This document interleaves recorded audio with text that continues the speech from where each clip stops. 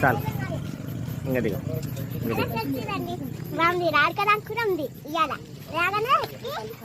ఇంకా దిగు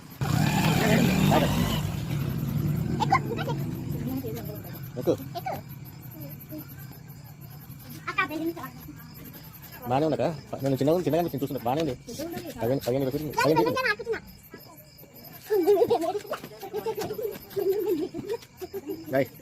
చెప్పు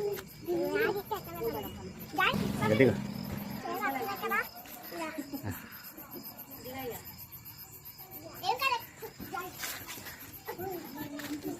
చెప్పు